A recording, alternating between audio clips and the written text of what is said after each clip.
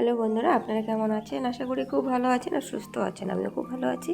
আজকে নতুন একটা রেসিপি নিয়ে চলে আসছি। আজকে হবে রেসিপি হলো ডোনাট। তো ডোনাট কীভাবে বানিয়ে থাকি চলুন আপনাদের সাথে শেয়ার করব। আর এখানে দেখুন দুধ নিয়ে নিচ্ছি, জাল দেওয়া দুধ, আর একটু চিনি নিয়ে নিয়েছি। চিনিটা ভালো করে গুলিয়ে নিচ্ছি। ভালো করে গুলিয়ে নিয়ে ইস্ট পাউডার দিয়ে দিচ্ছি 2 চামচের মতো। এই যে ইস্ট পাউডার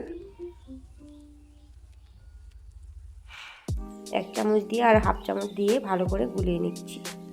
গুলিয়ে নিয়ে ঢেকে রাখবো। ঢেকে রাখার পরে কিছুক্ষণ পরে ঢাকনা খুলেছি। খোলানোর পরে দেখুন কত সুন্দর করে ফুলে উঠেছে। এবার কিন্তু ময়দা মেখে নেব। 1 কাপ দিয়ে আর হাফ কাপ ময়দা দিয়েছি। এবার একটু কাপটা দিয়ে মাঝখানে করে নিলাম, গর্ত করে নিলাম। এখানটায় দিয়ে দিব ইস্ট পাউডারটা যে গুলিয়ে রেখেছিলাম দুধের মধ্যে, সেটা কিন্তু দিয়ে দিচ্ছি।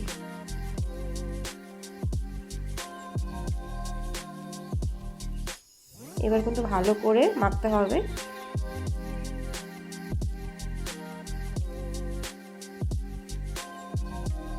একটু জাল দেওয়া দুধ দিয়ে নিলাম।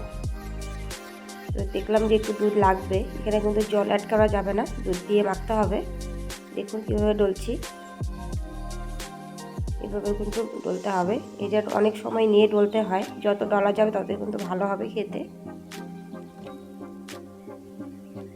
তো ডলা হয়ে গেছে। এবার কিন্তু আমি বল করে গোল করে একটা পাত্রের মধ্যে রেখে কিছুটা আর কি সাদা তেল দিয়ে কিছুক্ষণের জন্য আমি কাপড় দিয়ে ঢেকে রাখবো।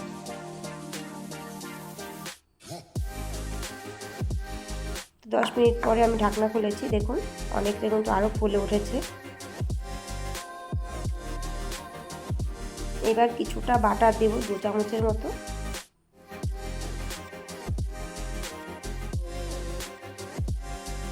এবার কিন্তু ভালো করে মেশাতে হবে। এই বাটারগুলো মাঝখানে দিয়ে ভালো করে মেশাতে হবে। 2 হাত দিয়ে কিন্তু ডলে নিচ্ছি ভালো করে। পুরো মিশতে হবে, একদম পুরো ময়দার সাথে মিশতে হবে। দেখতেই পাচ্ছেন কীভাবে ডলছি। এরকম কিন্তু সাইড দিয়ে বের হয়ে যেতে পারে বাটারটা, আবার কিন্তু ভালো করে ভিতর দিয়ে ডলতে হবে। সাইড দিয়ে একটু ময়দা দিয়ে দিলাম, যেহেতু এটা স্লিপ কাটছিল ওই জন্য ময়দা দিয়েছি। দেখতেই পাচ্ছেন কতটা সফট হয়েছে। এবার গোল করে নিতে হবে।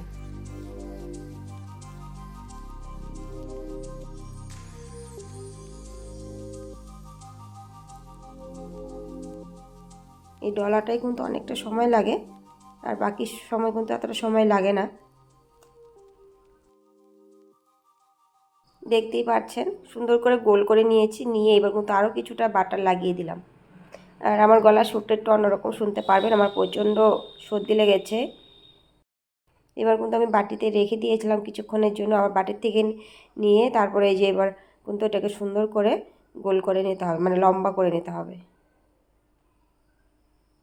লম্বা করে তারপরে চাকুর সাহায্যতে 4 ভাগ করে নেব। তো আমি 4টে ডোনার বানাবো, এই জন্য 4 পিস করে নেব।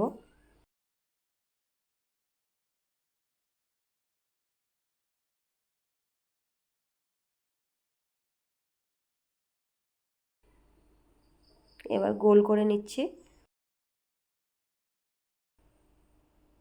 গোল করা হয়ে গেছে। এবার গোল করে একটু করে নিতে হবে বেলনা দিয়ে, বেশি না, একদম হালকাভাবে। ডোনাট যেহেতু একটু মোটা রাখতে হয় তো ওই জন্যই।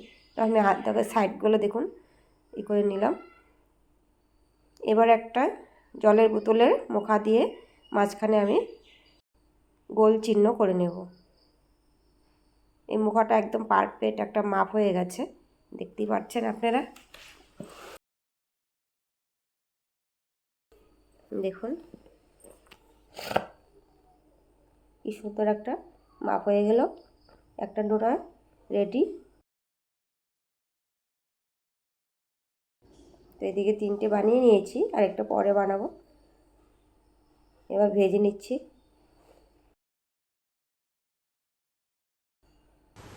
দেখুন কত সুন্দর হয়েছে কালারটা।